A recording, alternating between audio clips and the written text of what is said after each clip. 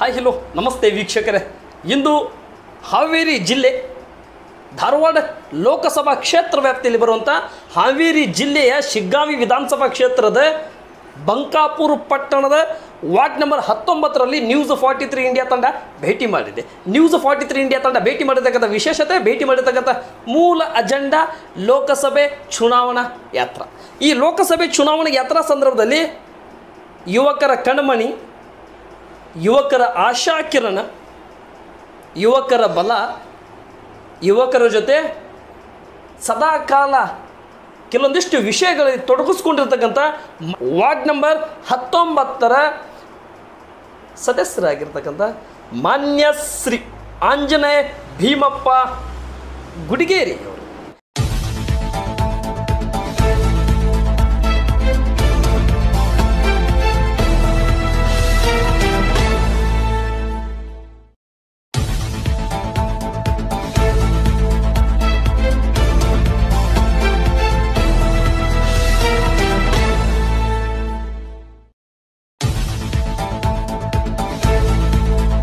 ಈ ಸಂದರ್ಶನ ವಿಶೇಷತೆ, ಸಂದರ್ಶನದ ಮೂಲ ಅಜೆಂಡಾ ಲೋಕಸಭೆ ಚುನಾವಣಾ ಯಾತ್ರಾ. 4 ಬಾರಿ ಸತತವಾಗಿ, 1 ಬಾರಿ ಅಟಲ್ ಬಿಹಾರಿ ವಾಜಪೇಯಿಯರ ಅಲೆಯದಲ್ಲಿ, 2ನೇ ಬಾರಿ BS ಯಡಿಯೂರಪ್ಪನವರ ಮುಂದಾಳತ್ವದಲ್ಲಿ, 2 ಬಾರಿ ಮಾನ್ಯ ಈಗಿನ ಪ್ರಧಾನಮಂತ್ರಿಯಾಗಿರ್ತಕ್ಕಂಥ ನರೇಂದ್ರ ಮೋದಿಯವರ ಅಲೆಯಲ್ಲಿ ಆಯ್ಕೆಯಾಗಿರ್ತಕ್ಕಂಥ ಮಾನ್ಯ ಶ್ರೀ ಪ್ರಹ್ಲಾದ್ ಜೋಶಿ ಒಂದು ಕಡೆ, ಮತ್ತೊಂದು ಕಡೆ ವಿನೋದ್ ಅಸೂಟಿ ಯುವ ನಾಯಕ. ಬನ್ನಿ ವೀಕ್ಷಕರೇ, ಇವೆಲ್ಲ ರಾಜಕೀಯ ಬೆಳವಣಿಗೆದೊಂದಿಗೆ ನಮ್ಮ ಜೊತೆ ಇದ್ದಾರೆ ಆಂಜನೇಯವರು. ಅವ್ರ ಜೊತೆ ಮಾತನಾಡೋಣ. ಈ ಆಂಜನೇಯವರ ಆಶೀರ್ವಾದ ಬಲದಿಂದ ಅವರ ವಾರ್ಡಿನ ಬೆಂಬಲ ಮತ್ತು ಶಿಗ್ಗಾಂವಿ, ಬಂಕಾಪುರ ಮತ್ತು ಸೌನೂರು ಕ್ಷೇತ್ರದಲ್ಲಿ ಸಂಘಟನೆ, SS ಖಾದ್ರಿ ಅವರ ನಡೆ, SS ಖಾದ್ರಿ ಅವರ ಮುಂದಾಳತ್ವವನ್ನು ವಹಿಸಿರ್ತಕ್ಕಂಥ ಆಂಜನೇಯವರು ನಮ್ಮ ಜೊತೆ ಇದ್ದಾರೆ. ಬನ್ನಿ ವೀಕ್ಷಕರೇ ಮಾತನಾಡೋಣ.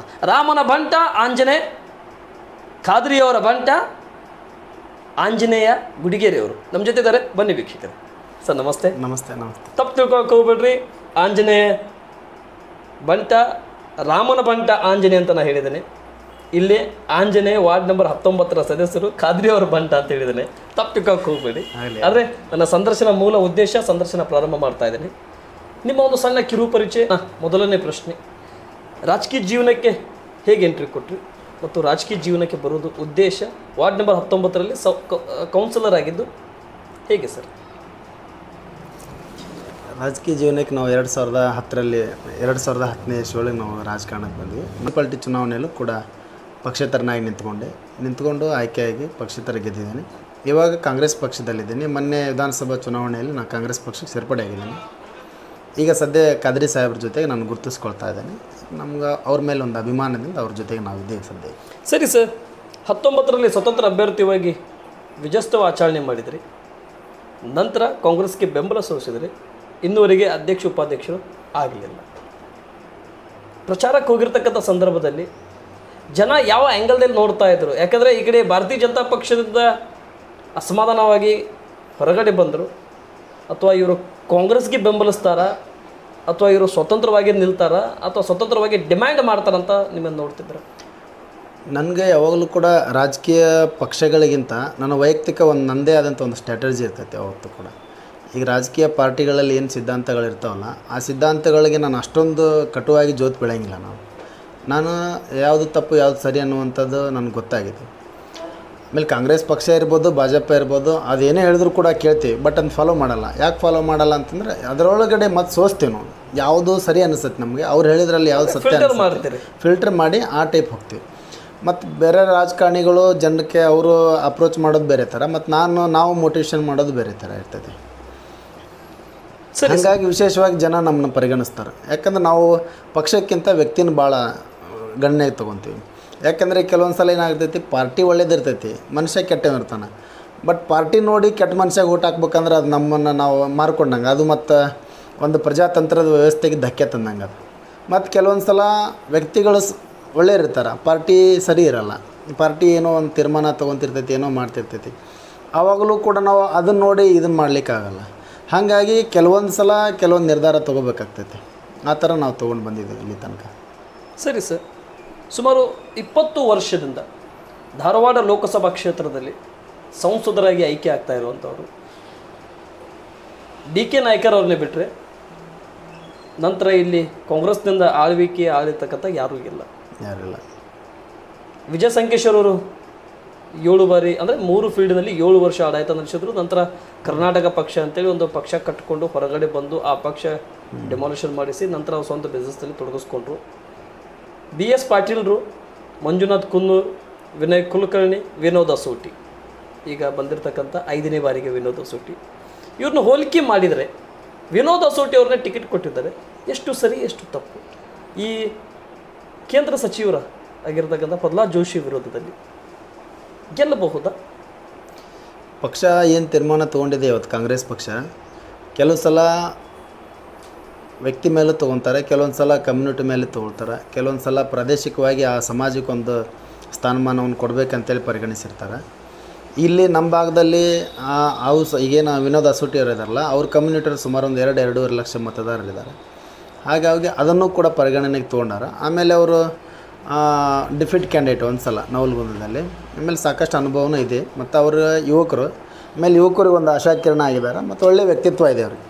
ಆಮೇಲೆ ಯುವಕರನ್ನು ಆಯ್ಕೆ ಮಾಡ್ಬೇಕನ್ನುವಂಥದ್ದು ಈ ಕ್ಷೇತ್ರದ ಮತದಾರ ಅಭಿಪ್ರಾಯ ಐತಿ.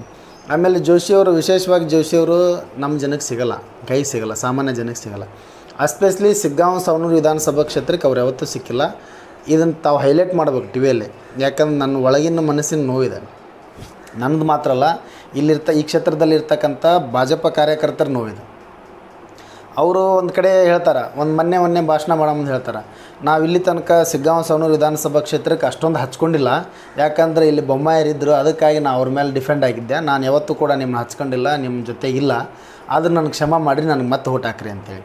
ಒಬ್ಬ ವ್ಯಕ್ತಿ 20 ವರ್ಷ ಗೆದ್ದಾನ ಸಿಗ್ಗಾಂವ್ ಸವಣೂರು ವಿಧಾನಸಭಾ ಕ್ಷೇತ್ರ ಜನಕ್ಕೆ ನೇರವಾಗಿ ಕ್ಷಮೆ ಕೇಳ್ತಾರೆ ಅಂತಂದ್ರೆ ನಾವು ಎಷ್ಟು ದುರ್ದೈವಲ್ಲ. ನನಗೆ ಹಂಗಾರೆ 20 ವರ್ಷ ಏನು ಮಾಡಿದ್ರಿ ಈ ಜನ? ಓಟ್ ಹಾಕಿ ಆಯ್ಕೆ ಮಾಡಿರ್ತಕ್ಕಂಥ ನಾಯಕನ ಪರಿಚಯ ಇಲ್ದಂಗೆ ಬದುಕಿದಾರಲ್ಲ ಇವ್ರು ರಾಜಕಾರಣದೊಳಗೆ. ಮತ್ತೊಂದು ದುರ್ವ್ಯವಸ್ಥೆ ಆಯ್ತು ಅದು. ಆಮೇಲೆ ಈ ಸ್ಥಳೀಯ ಶಾಸಕರು ಹೇಳಿದರು, ಅವ್ರನ್ನ ಇಲ್ಲಿ ಬರದೇ ಇರೋಂಗೆ, ಅವ್ರು ಇಲ್ಲಿ ಯಾವುದಕ್ಕೂ ಇನ್ವಾಲ್ವ್ಮೆಂಟ್ ಆಗಲೇ ಇಲ್ದಂಗೆ ನಾನು ತಡೆದೀನಿ, ನನಗೆ ಕ್ಷಮೆ ಮಾಡಬೇಕು ಅಂತ ಕೇಳಿದ್ರು ಜನಕ್ಕೆ. ಮತ್ತು ಹಂಗಾದ್ರೆ ನಮ್ಗೆ MP ಆಗಬೇಕು ಇವ್ರೆ ಅಲ್ವ? ಮತ್ತು ಬೇರೆ ಅದು ಸೋಲರಾಗಲಿ ಗೆಲುವರಾಗಲಿ ನಮ್ಮ ಜೊತೆಗೆ ಇರುವಂಥ ವ್ಯಕ್ತಿ ಬೇಕಲ್ಲ. ಮತ್ತು 20 ವರ್ಷ ಆಳಿರುವಂಥ ವ್ಯಕ್ತಿಗೆ ಸಣ್ಣ ಪುಟ್ಟ ಕಾರ್ಯಕರ್ತರ ಪರಿಚಯನೇ ಇಲ್ಲ, ನಾನು ಬಂದೇ ಇಲ್ಲ, ನನಗೆ ಕ್ಷಮೆ ಮಾಡಿರಿ, ಮತ್ತೆ ಓಟ್ ಹಾಕ್ರಿ ಅಂದ್ರೆ ಮತ್ತೆ ಓಟ್ ಕೇಳೋದು ಇದಕ್ಕೆ ಹೌದಲ್ಲ? ಇದು ಕೇವಲ ನಮ್ಮ ಆಕ್ರೋಶ ಅಲ್ಲ, ಭಾಜಪದಲ್ಲೇ ಇರ್ತಕ್ಕಂಥ ಕಾರ್ಯಕರ್ತರ ಆಕ್ರೋಶ ಐತಿ ಮತ್ತು ಅವ್ರೊಳಗಿನ ನೋವು ಐತಿ ಇದು. ಅದಕ್ಕಾಗಿ ಈ ಬಾರಿ ಅವರು ಕೂಡ ತೀರ್ಮಾನ ಮಾಡ್ಯಾರ. ಏನಂತ ತೀರ್ಮಾನ ಮಾಡ್ಯಾರ? ಪ್ರಹ್ಲಾದ್ ಜೋಶಿನ ಸೋಲಿಸಬೇಕಂತ ಅವರು ತೀರ್ಮಾನ ಮಾಡೋರು. BJPಯಲ್ಲಿ ಇರ್ತಕ್ಕಂಥ ಕಾರ್ಯಕರ್ತರು ನಮಗೆ ಸ್ವತಃ ಫೋನ್ ಮಾಡ್ತಾರೆ, ಫೋನ್ ಮಾಡಿ ನೀವು ಸ್ವಲ್ಪ ಸ್ಟ್ರಾಂಗ್ ಮಾಡಿರಿ, ನಾವು ನಿಮಗೆ ಕೆಲಸ ಮಾಡ್ತೀವಿ, ಇಂಟರ್ನಲ್ ನಾವೇನು ಮಾಡಬೇಕು ಮಾಡ್ತೀವಿ. ಮತ್ತು ಅವ್ರನ್ನ 20 ವರ್ಷ ಆದರೂ ಕೂಡ ನಮಗೆ ಟಚ್ ಇಲ್ಲ, ಮತ್ತು ಟಚ್ ಆಗೋದು ಬೇಡ ಅಂತ ಅಭಿಪ್ರಾಯ ವ್ಯಕ್ತಪಡಿಸ್ತಾರೆ. ಅದು ನಮಗೊಂದು ದೊಡ್ಡ ಲಾಭ ಆಗ್ತೈತಿ ಈ ಬಾರಿ. ಸರಿ ಸರ್, ತಾವು ಹೇಳ್ತಾ ಇದ್ದೀರಿ ಭಾರತೀಯ ಜನತಾ ಪಕ್ಷದ ಸಂಸದರಾಗಿರ್ತಕ್ಕಂಥ ಕ್ಷಮೆ ಯಾಚಿಸಬೇಕು, ಮತ್ತೆ ಮರಳಿ 5ನೇ ಬಾರಿಗೆ ಮತ ಹಾಕಬೇಕಂತ ತಾವೇನು ಹೇಳ್ತಾ ಇದ್ದಾರೆ. ಡಿಂಗಾಲೇಶ್ವರವರು ಸ್ಪರ್ಧೆ ಮಾಡ್ತಿದ್ರು, 18ರಲ್ಲಿ ನಾಮಪತ್ರ ಸಲ್ಲಿಕೆ ಮಾಡಿದರು, 22ಕ್ಕೆ ರಿಟರ್ನ್ ಪಡೆದುಕೊಂಡ್ರು. ಇದು ಎಲ್ಲೋ ಒಂದು ಕಡೆ ರಿಟರ್ನ್ ಪಡೆಯೋದ್ರಿಂದ ಭಾರತೀಯ ಜನತಾ ಪಕ್ಷಕ್ಕೆ ಪ್ಲಸ್ ಆಗಲಿಲ್ವ? ಇಲ್ಲ ಸರ್. ಜೋಶಿಯವರ ಆಟ ಮತ್ತೆ 5ನೇ ಬಾರಿಗೆ ನಡೆಯೋದಿಲ್ವ? ಇಲ್ಲ ಸರ್, ಆಗಿಲ್ಲ. ಹೇಗೆ? ನನಗೆ ಅನಿಸ್ತೈತಿ ದಿಂಗಾಲೇಶ್ವರ ಸ್ವಾಮಿಗಳು ಭಾಳ ಪ್ರಬುದ್ಧ ವ್ಯಕ್ತಿಗಳು. ಅವರು ಭಾಳ ಅಧ್ಯಾತ್ಮ ಮತ್ತು ರಾಜಕಾರಣ ಅದೆಲ್ಲದರೊಳಗೂ ಭಾಳ ಪ್ರಬುದ್ಧತೆಯನ್ನು ಪಡ್ಕೊಂಡವ್ರೆ. ನೇಹಾ ಏನು ಸಾವಾಯ್ತಲ್ಲ, ನೇಹಾ ಸಾವು, ಆ ಸಾವಿನಲ್ಲಿ ಸ್ವಲ್ಪ BJP ರಾಜಕಾರಣ ಮಾಡ್ತಾರೆ. ಸಾವಿನಲ್ಲಿ ಅವರು ಯಾವಾಗಲೂ ಕೂಡ ಭಾರತೀಯ ಜನತಾ ಪಾರ್ಟಿ ಯಾವುದಾದ್ರೂ ಚುನಾವಣೆ ಒಳಗೆ ಎಲ್ಲಾದರೂ ಸಾವಾಗಬೇಕಂತ ಕಾಯ್ತಿರ್ತೈತಿ. ಇನ್ನೋರು ಒಂದು ಪರಿಸ್ಥಿತಿ ಕೆಟ್ಟು ಹೋಗೋಂಥದ್ದು ಕಾಯ್ತಿರ್ತಾರೆ. ಅದನ್ನು ಯುಟಿಲೈಸ್ ಮಾಡೋದು ಹೆಂಗೆ ಅಂತ ಗೊತ್ತವ್ರಿಗೆ. ಒಳ್ಳೆಯದನ್ನು ಪ್ರಚಾರ ಮಾಡೋದಕ್ಕಿಂತ ಕೆಟ್ಟನ್ನು ಪ್ರಚಾರ ಮಾಡೋದ್ರೊಳಗೆ ಭಾಳ ನಿಸ್ಸಿಮ್ರು ಅವರು. ಹೌದಾ? ಆವಾಗ ನನ್ನನ್ನು ಹಿಡ್ಕೊಂಡು ಅದಕ್ಕಾಗಿ ಒಂದು ಅವಕಾಶಕ್ಕಾಗಿ ಅವ್ರು ಕಾಯ್ತಾ ಇದ್ರು. ಮೊನ್ನೇನೋ ಒಂದು ಸಾವಾಯಿತು ನಮ್ಮ ಸಹೋದರಿದು. ಆ ಸಾವನ್ನು ಈಗ ಕೊಲೆಗಳಾಗಲಿ, ರೇಪ್ ಆಗಲಿ, ಮರ್ಡರ್ ಆಗಲಿ ಯಾವ ಪಕ್ಷ ಇದ್ದರೂ ಆಗ್ತಾವೆ. ಹೌದಾ? ಅದಕ್ಕೆ ಯಾವ ಪಕ್ಷನೂ ಕಾರಣಕರ್ತ ಆಗಿರಲಿಲ್ಲ. ಅವರು ಅಲ್ಲಿರ್ತಕ್ಕಂಥವ್ರು ಓಸರು ರಾಜ್ಯ ಸರ್ಕಾರದ ಮೇಲೆ ಬಟ್ಟನ್ನು ತೋರಿಸಿದ್ರು. ಹಂಗಾರೆ ಆ ಲೋಕಲಲ್ಲಿ ಪ್ರಹ್ಲಾದ್ ಜೋಶಿ ಇದ್ದಾರಲ್ಲ MP, ಅವ್ರಿಗೆ ಯಾಕೆ ಆ ಲ್ಯಾಂಡ್ ಆರ್ಡರ್ನ ಅವರು ಕಂಟ್ರೋಲಲ್ಲಿ ಇಟ್ಕೊಳ್ಳೋಕ್ಕಾಗಲಿಲ್ಲ? ಅವ್ರಿಗೆ ಯಾಕೆ ಆ ನೇಹಾಗೆ ರಕ್ಷಣೆ ಕೊಡಲಿಕ್ಕಾಗಲಿಲ್ಲ? ಅವ್ರದ್ದೇ ಅಲ್ಲ ಕಾನ್ಸ್ಟಿಟ್ಯೂನ್ಸಿ, ಅಲ್ಲಿ ಕಾರ್ಪೊರೇಟ್ರು ಅವರೇ ಇದ್ದಾರೆ. ಹೌದಾ? ಸ್ಥಳೀಯ ಸಂಸ್ಥೆನೂ ಭಾಜಪ ಐತಿ, ಸಂಸದರು ಅವರು ಅದಾರ, ಮತ್ತು ಕೇಂದ್ರದಲ್ಲೂ ಅವರು ಅದಾರ. ಹಂಗಾರೆ ಅವರು ವ್ಯಾಪ್ತಿಗೆ ಬರಂಗಿಲ್ವಾ ಹುಬ್ಳಿ ಧಾರವಾಡ? ಇಲ್ಲ, ರಾಜ್ಯ ಸರ್ಕಾರ ಕೇವಲ ರಾಜ್ಯ ಸರ್ಕಾರ ವ್ಯಾಪ್ತಿಗೆ ಬರುತ್ತೆ, ಮತ್ತು ಕೇಂದ್ರ ಸರ್ಕಾರದ ವ್ಯಾಪ್ತಿಗೆ ಬರೋಂಗಿಲ್ಲ, ಮತ್ತು ಆ MP ಸಂಸದರ ವ್ಯಾಪ್ತಿಗೆ ಬರಲ್ಲ. ಇದು ಜನರ ಮೇಲೆ ಗುಬೆ ಕುಂದಿರಿಸುವಂಥ, ಅವ್ರ ಕಣ್ಣಿಗೆ ಒಂದು ಬಟ್ಟೆ ಕಟ್ಟಿ ಆಟ ಆಡುವಂಥ ವ್ಯವಸ್ಥೆ ಇದೆ. ಅದರಲ್ಲಿ ಅವರು ಇನ್ಕ್ಲೂಡಿಂಗ್ ಆಗ್ತಾರಲ್ಲ. ಈಗ ಅವರು ಸಂಸದರಲ್ಲ ಅದಾರ, ಮತ್ತು ಅಲ್ಲಿ ಏನಾರ ಲ್ಯಾಂಡ್ ಆರ್ಡರ್ ವ್ಯವಸ್ಥೆ ಹದಗೆಟ್ಟು ಹೋಯ್ತಂದ್ರೆ ಅದಕ್ಕೆ ಅವರು ಕಾರಣ ಅಲ್ಲ ನೇಹಾರ ಹತ್ಯೆಗೂ. ಹಾಗಾಗಿ ಆ ಹತ್ಯೆಗಿಂದ BJP ಅದನ್ನ ಯುಟಿಲೈಸ್ ಮಾಡ್ಕೊಳ್ಳೋಕೆ ಪ್ರಯತ್ನ ಮಾಡ್ತಾರೆ. ಹಾಗಾಗಿ ಎಲ್ಲೋ ಒಂದು ಕಡೆ ಅವರು ವಿಚಾರ ಮಾಡಿದರು ಸ್ವಾಮೀಜಿಯವರು, ಇದು BJPಗೆ ಲಾಭ ತಂದು ಕೊಡುವಂಥ ವಾತಾವರಣ ಅವ್ರಿಗೆ ಕಂಡು ಬಂತು. ಹಾಗಾಗಿ ಒಂದು ಕಮ್ಯುನಿಟಿ ಏನಾಗ್ತೈತಿ, ಈಗ ಆ ಥರ ನಾವು ತೋರಿಸೋದ್ರಿಂದ ಕಮ್ಯುನಿಟಿ ಸ್ಟ್ರಾಂಗ್ ಆಗ್ತಾ ಹೋಗ್ತೈತಿ, ಏನೋ ಇನ್ನೊಬ್ಬರ ಮೇಲೆ ಅವಿಶ್ವಾಸ ಮಾಡ್ಲಿಕ್ಕೆ ಹೋಗ್ತೈತಿ. ಅವಾಗ ಹಾಗಾಗಿ ಏನಾದರೂ ಪರಿಸ್ಥಿತಿ ಹಾಳಾಗ್ಬೋದು ಅಂತ ತಿಳ್ಕೊಂಡು ಅವರು ತಮ್ಮ ಒಂದು ನಾಮಪತ್ರವನ್ನು ವಾಪಸ್ ಪಡೆದಿರ್ಬೋದು. ನನಗನ್ನಿಸುತ್ತೆ ಅವರು ಸಂಪೂರ್ಣ ಕಾಂಗ್ರೆಸ್ಸಿಗೆ ಬೆಂಬಲ ಮಾಡ್ತಾರೆ ಅಂತ ನನ್ನ ಅಭಿಪ್ರಾಯ ಐತಿ. ಸರಿ, ಮತ್ತು ಅವ್ರು ಮಾಡಿದ್ರೆ ಭಾಳ ಚಲೋ. ಸರಿ, ಇದು ನಿಮ್ಮ ವೈಯಕ್ತಿಕ ವಿಚಾರದಿಂದ ತಾವು ಕಾಂಗ್ರೆಸ್ಗೆ ಬೆಂಬಲಿಸಬೇಕು. ಆದರೆ ವಿನೋದ ಸೂಟಿ DK ನಾಯ್ಕರ್ ಅವ್ರನ್ನೇ ಬಿಟ್ಟರೆ ಇಲ್ಲಿ ಕುರುಬ ಸಮಾಜದಿಂದ ಸ್ಪರ್ಧೆ ಮಾಡಿರ್ತಕ್ಕಂಥ ವ್ಯಕ್ತಿ ಈಗ ಮತ್ತೆ ಸ್ಪರ್ಧೆ ಆಗ್ತಾ ಇರೋದು DK ನಾಯ್ಕರ್ ಅವರು ಬಿಟ್ಟರೆ ವಿನೋದ ಸೂಟಿ ಅವರು ಸ್ಪರ್ಧೆ ಮಾಡೋದ್ರಿಂದ ಒಂದು ಯುವ ಕಾಂಗ್ರೆಸ್ ಘಟಕದ ಜಿಲ್ಲಾ ಅಧ್ಯಕ್ಷರಾಗಿರೋ ಸಂದರ್ಭದಲ್ಲಿ ಕೆಲವೊಂದಿಷ್ಟು ಗ್ರಾಮೀಣ ಭಾಗದಲ್ಲಿ ನಿಮ್ಮ ಕಾಂಗ್ರೆಸ್ ಪಕ್ಷದ ಯುವಕರಿಗೆ ಗೊತ್ತಿಲ್ಲ, ಮತ್ತು ಬ್ಲಾಕ್ ಅಧ್ಯಕ್ಷರ ಲೆವೆಲ್ದಲ್ಲಿ ಪರಿಚಯ ಇರುವಂಥವರು, ಆದರೆ ಗ್ರಾಮೀಣ ಭಾಗದಲ್ಲಿ ಪರಿಚಯ ಇಲ್ಲ. ಈ ಚುನಾವಣೆ ಯಾವ ರೀತಿ ಎದುರಿಸಬಹುದು? ಕೆಲವೊಂದಿಷ್ಟು ಭಾರತೀಯ ಜನತಾ ಪಕ್ಷದವರು ಮತ್ತು ಕೆಲವೊಂದಿಷ್ಟು ಕಾಂಗ್ರೆಸ್ ಪಕ್ಷದವರು ಒಳಗಿನ ಇದ್ದಂಥವ್ರು ಹೇಳ್ತಾ ಇದ್ದಾರೆ, ಇವರು ವಿಧಾನಸಭೆನೇ ಗೆಲ್ಲಲಿಕ್ಕೆ ಆಗಲಿಲ್ಲ, 35,000 ಮತ ತಗೊಂಡು 3ನೇ ಹಂತಕ್ಕೆ ಬಂದರು, ಲೋಕಸಭೆಗೆ ಎಲ್ಲಿ ಗೆಲ್ತಾರೆ ಅಂತ ನಾವು ಈಗ ಮಾಜಿ ಭಾಜಪಾ ಪಕ್ಷದವರು ಹೇಳ್ತಾರೆ. ಹಾಲಿ ವಿಧಾನಸಭಾ ಚುನಾವಣೆ ಗೆಲ್ಲಕ್ಕಾಗಲಿಲ್ಲ, MP ಎಲೆಕ್ಷನ್ ಹೆಂಗೆ ಗೆಲ್ತಾರೆ ಅಂತ ಕೇಳಿದರೆ, ಮತ್ತು ಅಮೇರಿಕದಲ್ಲಿ ಜೋ ಬೈಡನ್ ಅವರು 9 ಎಲೆಕ್ಷನ್ ಸೋತ 10ನೇ ಎಲೆಕ್ಷನ್ ಗೆದ್ದು ಅಮೇರಿಕದ ಅಧ್ಯಕ್ಷರಾಗಿಲ್ವ? ಸೋಲಾದ ನಂತರ ಗೆಲುವು ಆಗಬೇಕಂತೇನಿಲ್ಲ, ಆಗೋದಿಲ್ಲ ಅಂತಲೂ ಇಲ್ಲ, ಆಗ್ಬೋದು. ಆಮೇಲೆ ತಾವು ಹೇಳಿದ್ರಿ ಗ್ರಾಮೀಣ ಭಾಗದಲ್ಲಿ ಆ ಥರ ಗುರುತಿಸಲ್ಲ ಅಂತೇಳಿ. ಗ್ರಾಮೀಣ ಭಾಗದಲ್ಲಿ ಪರಿಚಯನೇ ಇಲ್ಲ. ಅದು ಏನಾಗ್ತೈತಿ, ಗ್ರಾಮೀಣ ಭಾಗದಲ್ಲಿ ನಮ್ಮ ಪಕ್ಷ ಗಟ್ಟಿಯಾಗಿದೆ. ಗ್ರಾಮೀಣ ಭಾಗದಲ್ಲಿ ಕಾರ್ಯಕರ್ತರದಾರ, ಬೂತ್ ಅಧ್ಯಕ್ಷರದಾರ, ಬೂತ್ ಮಟ್ಟದ ಕಾರ್ಯಕರ್ತರದಾರ, ಸಾಕಷ್ಟು ಜನ ಕಾಂಗ್ರೆಸ್ ಪಕ್ಷಕ್ಕಾಗಿ ದುಡಿಯುವಂಥ ವ್ಯಕ್ತಿಗಳದಾರ ಅಲ್ಲಿ, ಅವ್ರು ಗುರುತಿಸ್ತಾರೆ. ಅದು ಈಗ ಎಲ್ಲ ಸಾಮಾಜಿಕ ಜಾಲತಾಣ ನೆಟ್ವರ್ಕ್ ಎಲ್ಲ ಭಾಳ ಸ್ಪೀಡ್ ಐತಿ. ಆ ಕ್ಯಾಂಡಿಡೇಟ್ ಯಾರು ಅಂತ ಗೊತ್ತಾಗ್ಲಿಕ್ಕೆ 1 ನಿಮಿಷ ಸಾಕೀಗಲ್ಲ. ಮೊದಲಿನ ಥರ ಪರಿಸ್ಥಿತಿ ಇಲ್ಲ, ನಾನು ಹೋಗಿ ಕ್ಯಾಂಡಿಡೇಟ್ ಅಂತೇಳಿ ಪರಿಚಯ ಮಾಡ್ಕೊಳ್ಳೋ ವ್ಯವಸ್ಥೆ ಏನಿಲ್ಲ. ಅವರ ಗುರುತಿಸ್ತಾರೆ ಜನ. ಆ ಪ್ರಶ್ನೆನೇ ಉದ್ಭವ ಆಗಂಗಿಲ್ಲ ಜನಕ್ಕೆ. ಅವ್ರು ಟಚ್ ಇಲ್ಲ ಅನ್ನೋವಂಥ ಪ್ರಶ್ನೆನೇ ಉದ್ಭವ ಆಗಿಲ್ಲ. ಯಾರು ಟಚ್ ಅದಾರ, ಯಾವ ಕ್ಯಾಂಡಿಡೇಟ್ ಯಾವ ಕ್ಷೇತ್ರದೊಳಗೆ? ಹಂಗಾರೆ BJP ಕ್ಯಾಂಡಿಡೇಟ್ ಟಚ್ ಅದಾರ ನನಗೆ? ನಾನು ಅಲ್ಲಿ BJP ಒಳಗಿದ್ದೆಲ್ಲ ಹಾಗೆ ಸುಮ್ಮನೆ ಕೇಳ್ತಾಯಿದ್ದೆ. BJP ಪ್ರಹ್ಲಾದ್ ಜೋಶಿ ಅವರು ಇದಾರಲ್ಲ, ಇಲ್ಲೇ ನಮ್ಮ ಬೂತಲ್ಲಿ ಒಬ್ಬರನ್ನ ಕರ್ಕೊಂಬರ್ತೀನಿ BJP ಕಾರ್ಯಕರ್ತರನ್ನ, ಅವ್ರಿಗೆ ಪರಿಚಯ ಅದಾರ, ಅವ್ರ ಕಡೆ ನಂಬರ್ ಐತನ ಕೇಳ್ರಿ. ಹಂಗಾರೆ ನೋಡೋಣ ಮತ್ತೆ ಹೆಂಗೆ 20 ವರ್ಷ ಗೆದ್ರೆ ಅವರು. ಹೌದಾ? ಅಲ್ಲ, ಅವ್ರು ಗೆಲ್ಲಲಿಕ್ಕೆ ಅವ್ರ ಹತ್ರ ಫೇಸ್ ಇದೆ ಆಲ್ರೆಡಿ. ಹಿಂದಿನವರೆಗೂ ಕೂಡ ಅದೇ ಫೇಸ್ ಮೇಲೆ ಚುನಾವಣೆ ಮಾಡಿದ್ರಿ ನೀವು ಕೂಡ. ಫೇಸ್ ಇಲ್ಲ ಅವ್ರ ಹತ್ರ ಸ್ಟ್ರಾಟರ್ಜಿ ಇದು. ಮೋದಿ ಅವ್ರು ಬಿಟ್ರೆ ಬೇರೆ ಇಲ್ಲ ಅವ್ರ ಹತ್ರ. ಇದೇ ಜೋಶಿ ಅವರು ಹೇಳ್ತಾ ಇದ್ದಾರೆ, ಮತ್ತೆ ಏನು ಮಾಡ್ತಾರೆ ಚುನಾವಣೆ ಬಂದಾಗ, ಬೊಮ್ಮಾಯಿ ಸಾಹೇಬ್ರು ಈ ಕ್ಷೇತ್ರಕ್ಕೆ ಏನು ಡೆವಲಪ್ಮೆಂಟ್ ಮಾಡಿರಲ್ಲ ಅವನ್ನೆಲ್ಲ ತೊಗೊಂಡು ಅವ್ರ ಮ್ಯಾನಿಫೆಸ್ಟೋ ಒಳಗೆ ಹಾಕೊತಾರೆ. ಅವ್ರು ಏನೇನು ಕೆಲಸ ಮಾಡ್ತಾರೆ ಅದನ್ನೆಲ್ಲ ತೊಗೊಂಡು ಇವ್ರ ಚುನಾವಣೆ ಒಳಗೆ ಇವ್ರ ಮ್ಯಾನಿಫೆಸ್ಟೋ ಹಾಕೊತಾರೆ. ಧಾರವಾಡ ಗ್ರಾಮೀಣದೊಳಗೆ ನಾನು ದೊಡ್ಡ ಸ್ವಿಮ್ಮಿಂಗ್ ಪೂಲ್ ಕಟ್ಟಿನಿ ಅಂತ ಹೇಳ್ತಾರೆ ಪ್ರಹ್ಲಾದ್ ಜೋಶಿ ಅವರು ಅವ್ರ ಮ್ಯಾನಿಫೆಸ್ಟೋ ಒಳಗೆ. ನಾನು ಈ ಮೂಲಕ ಅವರಿಗೆ ಒಂದು ಚಾಲೆಂಜ್ ಮಾಡ್ತೀನಿ, ಪ್ರಹ್ಲಾದ್ ಜೋಶಿ ಅವರಿಗೆ, ನೀವು ನಿಜವಾಗ್ಲೂ ಆ ಕೆಲಸ ಮಾಡಿದಿದ್ರೆ ನೀವು ಕಟ್ಟಿರೋ ಸ್ವಿಮ್ಮಿಂಗ್ ಪೂಲ್ ಮುಂದೆ ಹೋಗಿ ಒಂದು ಸೆಲ್ಫಿ ಹೊಡೆದು ಸ್ಟೇಟಸ್ ಹಾಕಿರಿ ನೋಡೋಣ, ಫೇಸ್ಬುಕ್ ಒಳಗೆ ಹಾಕಿರಿ, ನಿಮ್ಮ ಅಕೌಂಟ್ ಒಳಗೆ ನೋಡೋಣ. ನೀವೇನಾದ್ರೂ ಆ ಸ್ವಿಮ್ಮಿಂಗ್ ಪೂಲ್ ಎದುರುಗಡೆ ನಿಂತು ಒಂದು ಸೆಲ್ಫಿ ಹೊಡ್ಕೊಂಡು ಹಾಕಿದ್ರೆ ನಾನು ನೋಡಿ ನಿಮ್ಗೆ ಹಾಕ್ತೀನಿ. ಅದಿದ್ದಿದ್ರೆ ಮತ್ತು ಸುಳ್ಳು ಯಾಕೆ ಹೇಳ್ತೀರಿ ನೀವು ಜನಕ್ಕೆ? ಅದನ್ನು ಮಾಡೀನಿ ಇದನ್ನು ಮಾಡಿ ಏನೂ ಮಾಡಿಲ್ಲ, ಸುಮ್ಮನೆ ಸುಳ್ಳು ಹೇಳೋದು. ಅದನ್ನೆಲ್ಲ ಯಾರು ಕನ್ಸಿಡರ್ ಮಾಡ್ತಾರೆ? ಸುಮ್ಮನೆ ಪ್ರಚಾರ ಮಾಡೋಕೆ, ಒಂದು ದೊಡ್ಡ ಬುಕ್ಲೆಟ್ ಮಾಡೋಕೆ ಏನೇನೋ ಮಾಡ್ತಾರೆ. ಸರಿ, ಕಾಂಗ್ರೆಸ್ಸಿನ 5 ಗ್ಯಾರಂಟಿ, ಮೋದಿಯ ನಾರಿ ಶಕ್ತಿ, ಯುವ ಶಕ್ತಿ, ಎಷ್ಟು ಫೈಟ್ ಕೊಡಬಹುದು? ಈಗ ನಮ್ಗೇನು ಅನ್ಸುತ್ತೆ ರೀ, ನಾಯಿಗೆ ತಂಗಳ ಅನ್ನನ ಇಷ್ಟ ಆಗ್ತೈತಿ, ಶ್ರೀಮಂತಗೆ 5 ಸ್ಟಾರ್ ಹೋಟೆಲ್ನ ಊಟನ ರುಚಿ ಅನಿಸ್ತೈತಿ, ನಮ್ಮಂತರಿಗೆ ನಮ್ಮ ಊಟ ರುಚಿ ಅನಿಸ್ತೈತಿ. ಅದು ಕೆಲಸ ಮಾಡಾಕತ್ತಿಲ್ಲ, ಗ್ಯಾರಂಟಿ ಭಾಗ್ಯಗಳು ಅದು ತೃಪ್ತಿ ಪಟ್ಟಿಲ್ಲ ಅಂತೇಳಿ ನಾವು ಅನ್ಕೊತೀವಿ. ಆದರೆ ಅದ್ರ ಲಾಭ ಅದ್ರ ನಷ್ಟ ಆ ಬಡವನಿಗೆ ಗೊತ್ತು, ಅದರ ಅನಿವಾರ್ಯತೆ ಯಾರಿಗಿರ್ತೈತಲ್ಲ ಅವ್ರಿಗೆ ಮಾತ್ರ ಗೊತ್ತು. ಬಸ್ನಲ್ಲಿ ಓಡಾಡ್ತಕ್ಕಂಥ ಹೆಣ್ಮಕ್ಳಿಗೆ ಆ ನಾರಿ ಶಕ್ತಿ ಬಗ್ಗೆ ಅವ್ರಿಗೆ ಗೊತ್ತಾಗ್ತೈತಿ. ಒಬ್ಬ ಬಡವ ಅನ್ನೋ ಭಾಗ್ಯ ಒಳಗೆ BJP ಅವರು ಒಬ್ಬ ಬಡವ ಅನ್ನ ಭಾಗ್ಯ ಒಳಗೆ ಅಕ್ಕಿ ತೊಗೊಂಡು ಬಂದು ಊಟ ಮಾಡೋ ಮುಂದೆ ಅದ್ರ ಫೀಲಿಂಗ್ ಅವಂಗೆ ಆಗ್ತೈತಿ. ಹೌದಾ? ಯಾರ್ಯಾರು ಯಾವ್ಯಾವ ಭಾಗ್ಯಗಳನ್ನು ಯಾವ ಜನ ಪಡ್ಕೊಂಡ್ರಲ್ಲ, ಯಾರಿಗೆ ತೃಪ್ತಿ ಅನಿಸ್ತೈತಿ, ಕೆಲವ್ರಿಗೆ ತೃಪ್ತಿ ಅನಿಸಲ್ಲ. ಮತ್ತು 100% ಸಫಿಷಿಯೆಂಟ್ ಮಾಡೋಕ್ಕೆ ಯಾವ ಸರ್ಕಾರಕ್ಕೂ ಆಗೋಲ್ಲ. ಇಡೀ ರಾಜ್ಯದಲ್ಲಿರ್ತಕ್ಕಂಥ ಈ ದೇಶದಲ್ಲಿರ್ತಕ್ಕಂಥ ಎಲ್ಲ ಜನರನ್ನು ಕೂಡ ಸ್ಯಾಟಿಸ್ಫ್ಯಾಕ್ಷನ್ ಮಾಡೋಕ್ಕೆ ಯಾರಿಗೂ ಆಗೋಲ್ಲ. ಮತ್ತು ಪರ ವಿರೋಧಗಳು ಇದ್ದೇ ಇರ್ತಾವೆ. ಆದ್ರೆ ನಮಗೆ ಅನಿಸುತ್ತೆ ಗ್ಯಾರಂಟಿ ಭಾಗ್ಯಗಳು ಈ ಬಾರಿ ಕೈ ಹಿಡಿತಾವೆ. ಗ್ಯಾರಂಟಿ ಭಾಗ್ಯಗಳನ್ನು ಕೈ ಹಿಡಿತಾವೆ ಅಂತ ತಾವು ಹೇಳ್ತಾ ಇದ್ರಿ. ಆದರೆ ಈ ಗ್ಯಾರಂಟಿ ಕೇಂದ್ರ ಸರ್ಕಾರ ನಿಮ್ಮ ಇಂಡಿಯಾ ಅಲೈನ್ಸ್ ಅನುಷ್ಠಾನಕ್ಕಾದರೆ 1 ಲಕ್ಷ ಪ್ರತಿ ಬಡ ಕುಟುಂಬ ಮಹಿಳೆಗೆ ತಾವು ತಲುಪಿಸ್ತೀವಿ ಅಂತ ತಾವು ಹೇಳ್ತಾ ಇದ್ರಿ. ಪ್ರತಿ ವರ್ಷಕ್ಕೆ 1 ಲಕ್ಷ ರೂಪಾಯಿ ಅಂತ ತಾವು ಹೇಳ್ತಾ ಇದ್ರಿ. ಅಲ್ಲಿಂದ ನೆಕ್ಸ್ಟ್ ಹೇಳ್ತಾರೆ ಮಹಾಲಕ್ಷ್ಮಿ ಬಡ ಕುಟುಂಬದ ಒಬ್ಬ ಮಹಿಳೆಗೆ ಪ್ರತಿ ವರ್ಷಕ್ಕೆ 1 ಲಕ್ಷ ರೂಪಾಯಿ, ಇನ್ಕ್ಲೂಡಿಂಗ್ ಕರ್ನಾಟಕದ ತೆಲಂಗಾಣ ಸರ್ಕಾರದಲ್ಲಿ ಇದ್ದಿರ್ತಕ್ಕಂಥ 5 ಗ್ಯಾರಂಟಿ ಜೊತೆಯಲ್ಲಿ ಅಂತ ಕೂಡ ತಾವು ಹೇಳ್ತಾ ಇದ್ರಿ. ಸೆಕೆಂಡ್ ಬರೋದು ರೈತ ನ್ಯಾಯ ಅಂಥೇಳಿ. ಇದರಲ್ಲಿ ಹೇಳ್ತಾ ಇದ್ರಿ ಕಾನೂನುಬದ್ಧ MSP ಅಂದರೆ ಬೆಂಬಲ ಬೆಲೆ, ರೈತರ ಸಾಲ ಮನ್ನಾ ಅಂತೇಳಿ ತಾವು ಹೇಳ್ತಾ ಇದ್ರಿ. GST ಮುಕ್ತ, ಯುವ ನ್ಯಾಯ, ನೇಮಕಾತಿ ಭರವಸೆ 30 ಲಕ್ಷ ಸರ್ಕಾರಿ ಹುದ್ದೆಗಳನ್ನು ಪೂರೈಕೆ ಅಂತ ತಾವು ಹೇಳ್ತಾ ಇದ್ರಿ. ಪಾಲುದಾರಿಕೆ ನ್ಯಾಯ, ಜಾತಿ ಗಣತಿ, ಸೂಕ್ತವಾದಂಥ ನ್ಯಾಯ ಮತ್ತು ರಿಸರ್ವೇಷನ್ಸ್ಗಳನ್ನು ತಾವು ಹೇಳ್ತಾ ಇದ್ರಿ. ಶ್ರಮಿಕ ನ್ಯಾಯ, ಆರೋಗ್ಯ ಹಕ್ಕುಗಳನ್ನು ತಾವು ತಿಳಿಸ್ತಾ ಇದ್ರಿ.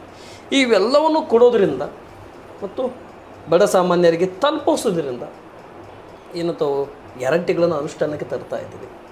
ಎಷ್ಟು ಯಶಸ್ವಿ ಆಗಬಹುದು? ಒಂದು ಕಡೆ ನಾರಿ ಶಕ್ತಿ, ಯುವ ಶಕ್ತಿ, ರೈತ ಶಕ್ತಿ ಅಂತೇಳಿ ಏನು ಭಾರತೀಯ ಜನತಾ ಪಕ್ಷದವರು ಮೋದಿ ಗ್ಯಾರಂಟಿ, ತಾವು ಕಾಂಗ್ರೆಸ್ ಗ್ಯಾರಂಟಿ ಅಂತ ತಾವು ಹೇಳ್ತೀರಿ, ಅವರು ಮೋದಿ ಗ್ಯಾರಂಟಿ ಅಂತೇಳಿ ಅವರು ಅಂತಾರೆ. ಈ ಮೋದಿ ಗ್ಯಾರಂಟಿಗೆ ಮತ್ತು ಕಾಂಗ್ರೆಸ್ಸಿನ ಗ್ಯಾರಂಟಿಗೆ ಎಷ್ಟು ಪ್ಲಸ್ ಇದೆ, ಎಷ್ಟು ಮೈನಸ್ ಇದೆ? ಈಗ ತಮ್ಮ ಪ್ರಶ್ನೆ ಬೇರೆ ಕಡೆ ಹೋಗ್ತಾ ಇತ್ತು ಅಂತ ಅಂದ್ಕೊಂಡೆ ನಾನು. ಸ್ವಲ್ಪ ಡೈವರ್ಟ್ ಆಗ್ತದೆ ಪ್ರಶ್ನೆ. ಇಲ್ಲ, ಇವೇನು ಈಗ ಐದು ಏನು ಗ್ಯಾರಂಟಿಗಳಿದಾವಲ್ಲ, ಅವು 5 ಗ್ಯಾರಂಟಿಗೆ ದುಡ್ಡು ಎಲ್ಲಿಂದ ಹೊಂದಿಸ್ತಾರೆ, ಅವೆಲ್ಲ ಹೆಂಗೆ ಮಾಡ್ತಾರೆ ಅಂತ ತಾವೇನಾರು ಕೇಳ್ಬೋದು ಅಂತ ಅಂದ್ಕೊಂಡಿದ್ದೆ ನಾನು. ಇಲ್ಲ, ನಾನು ನೆಕ್ಸ್ಟ್ ಬರ್ತೇನೆ. ಫಸ್ಟ್ ಇದ್ರ ಬಗ್ಗೆ ಕ್ಲಾರಿಫೈ ತೊಗೊತೇನೆ, ನಂತರ ನಾನು ಅಲ್ಲಿಗೆ ಬರ್ತೇನೆ. ಮೋದಿಯವರು ಗ್ಯಾರಂಟಿ ಬಗ್ಗೆ ಮಾತಾಡ್ತಾ ಇದ್ದಾರೆ. ಈಗ ಅದು ಯಾವಾಗ ಮಾತಾಡ್ತಾ ಇದ್ದಾರೆ ಅಂದರೆ, ಸಿದ್ದರಾಮಯ್ಯನವರು ಯಾವಾಗ ಗ್ಯಾರಂಟಿ ಭಾಗ್ಯಗಳನ್ನು ಘೋಷಣೆ ಮಾಡಿ ಇಲ್ಲಿ ಸರ್ಕಾರ ತೊಗೊಂಬಂದ್ರಲ್ಲ, ಅವಾಗ ಹಂಗಾರೆ ಗ್ಯಾರಂಟಿಯನ್ನು ಪದ ಬಳಕೆ ಮಾಡಿದ್ರೆ ನಾನು ಗೆದ್ದು ಬಿಡ್ತೀನಿ ಅನ್ನೋವಂಥ ಹುಚ್ಚುತನದಿಂದ ಗ್ಯಾರಂಟಿ ಪದವನ್ನು ಬಳಕೆ ಮಾಡ್ತಾ ಇದ್ದಾರೆ. ಗ್ಯಾರಂಟಿ ಭಾಗ್ಯವನ್ನು ಬಿಟ್ಟಿ ಭಾಗ್ಯ ಅದು ಹಂಗೆ ಹಿಂಗೆ ಅಂತೇಳಿ ಹೀಯಾಳಿಸಿ ಮಾತಾಡಿದವರು ಆ ಪದವನ್ನು ಯಾಕೆ ಕೊಳ್ಳೆ ಹೊಡಿಬೇಕು ಅವರು? ಅದನ್ನು ಲೂಟಿ ಮಾಡಿದಾಗಲ್ಲ ಪದ, ಗ್ಯಾರಂಟಿ ಪದ ಬೇರೆ ಪದ ಬಳಸ್ಬೇಕಿತ್ತು. ಯಾಕೆ ಅದನ್ನು ಬಳಸ್ತಾ ಇದ್ದಾರೆ ಅಂದ್ರೆ ಅವ್ರಿಗೆ ಭಯ ಐತಿ, ಆ ಗ್ಯಾರಂಟಿಯನ್ನು ಹೆಸರು ಮೇಲೆ ನಾವು ಸೋಲ್ತೀವಿ ಕರ್ನಾಟಕದೊಳಗೆ ಅಂತ ಅವ್ರಿಗೂ ಭಯ ಐತಿ. ಅದನ್ನು ಕನ್ಫ್ಯೂಸ್ ಮಾಡೋಕೆ ಅವರು ತೊಗೊಂಡ್ರೆ ಗ್ಯಾರಂಟಿ ಅಂತೇಳಿ. ಆಮೇಲೆ ಅವರು ನಾರಿ ಶಕ್ತಿ ಏನೇನೋ ಒಂದಷ್ಟು ಗ್ಯಾರಂಟಿ ಭಾಗ್ಯ, ನಾರಿ ಶಕ್ತಿ, ಯುವ ಶಕ್ತಿ ಮತ್ತು ರೈತ ಶಕ್ತಿ ಇನ್ನು ಭವಿಷ್ಯದೊಳಗೆ ಮಾಡ್ತೀವಿ ಅಂತ ಹೇಳ್ಯಾರ. ಮತ್ತು ಈ 10 ವರ್ಷ ಅವ್ರು ಹಿಂದಿದ್ರಲ್ಲ, ಮತ್ತೆ ಯಾಕೆ ಮಾಡಲಿಲ್ಲ? ಇದು ಟ್ರೇಲರ್ ಅಂತಾರೆ.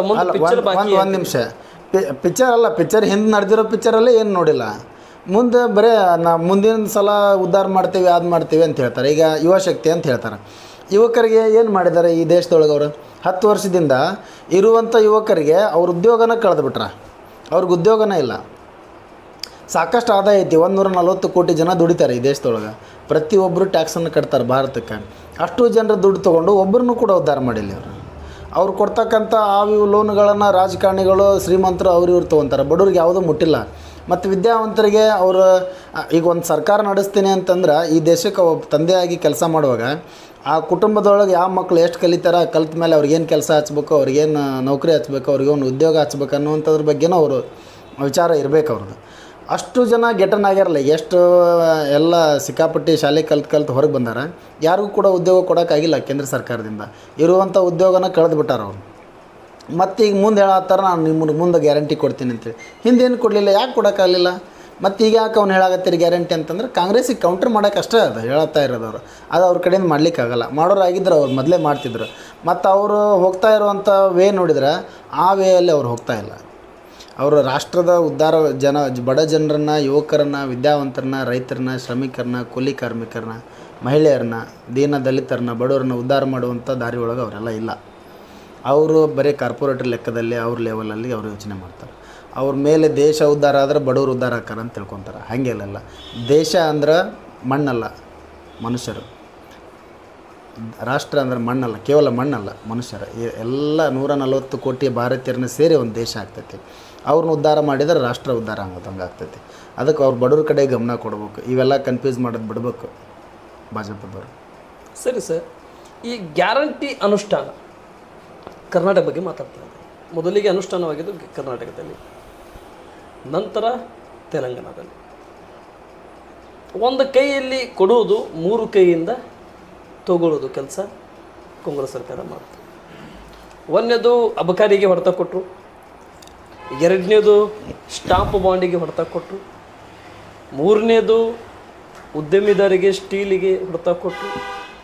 ಮತ್ತು ಇವೆಲ್ಲ ಮಾಡೋದ್ರಿಂದ ಒಂದು ಕೈಲಿ ತೊಗೊಂಡು ಒಂದು ಕೈಲಿ ಕೊಟ್ಟು 3 ಕೈಲಿ ಕಸ್ಕೊಳ್ಳೋದು ಏನಿದೆಯಲ್ಲ, ಇದು ಸರಿನಾ?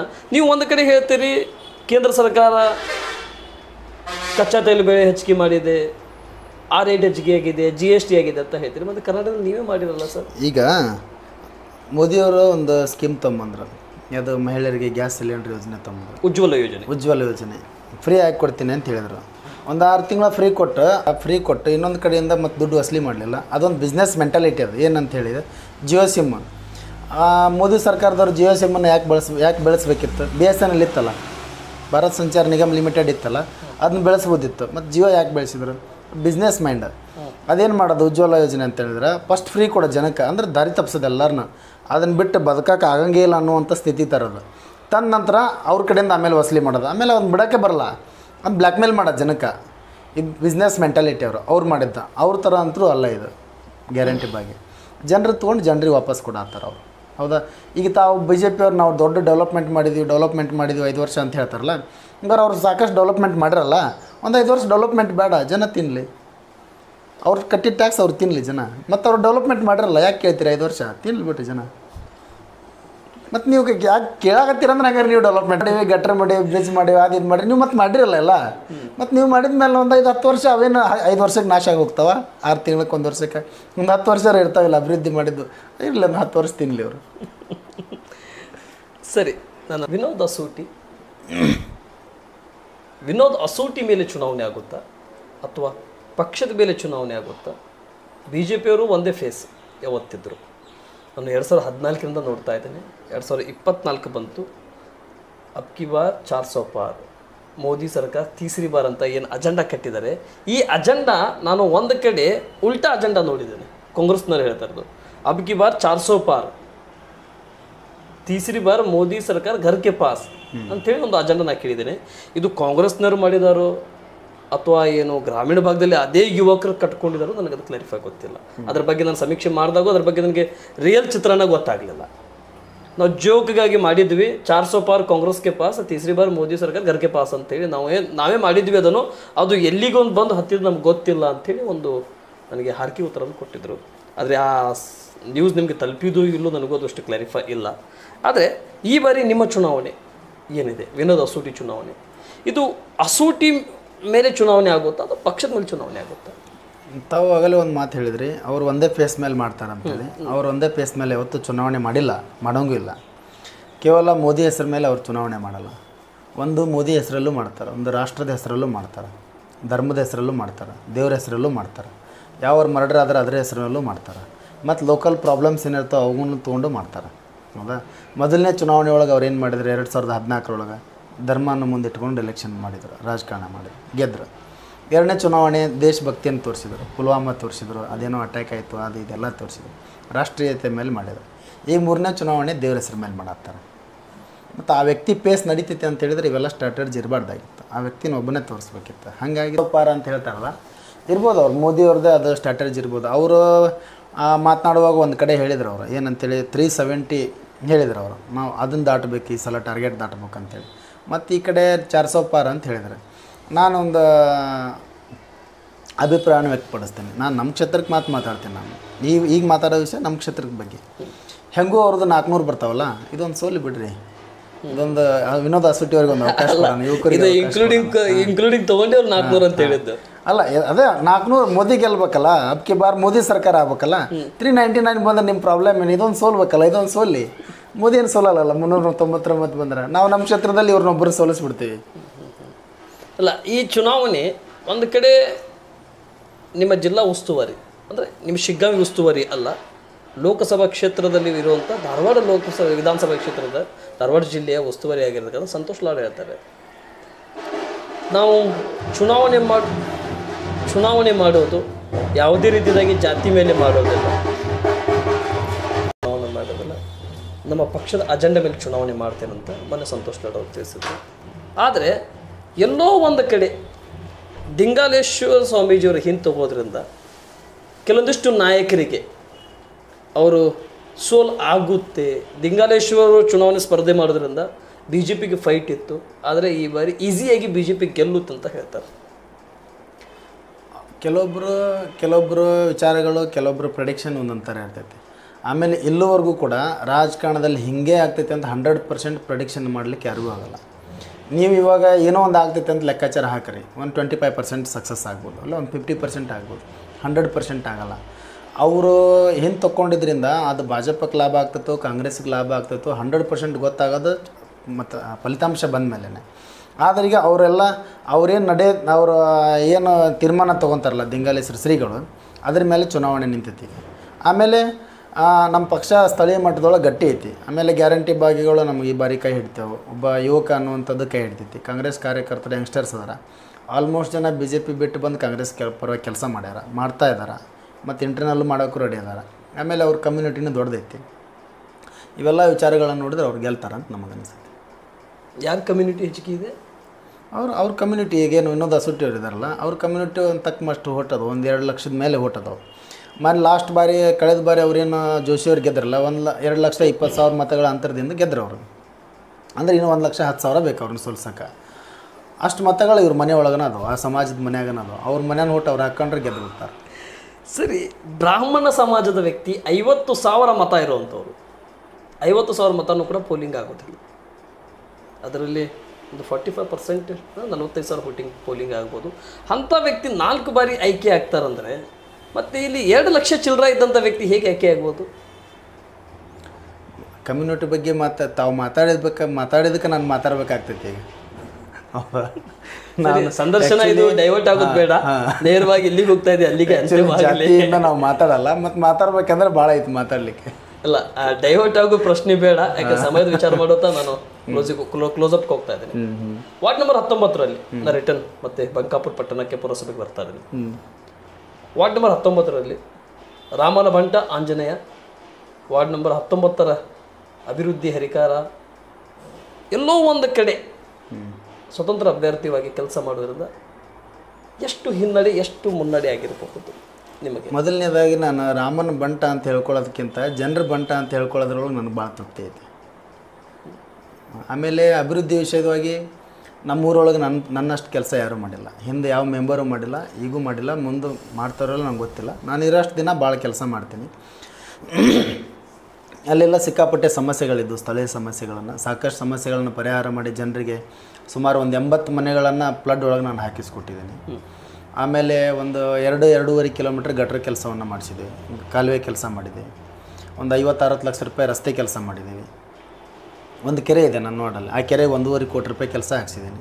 ಮತ್ತು ಈದ್ಗಾ ಅಂತಿದೆ, ಆ ಈದ್ಗಾಕ್ಕೂ ಕೂಡ ನಾನು ಒಂದು 40 ಲಕ್ಷ ರೂಪಾಯಿ ದುಡ್ಡು ಹಾಕ್ಸಿದ್ದೆ.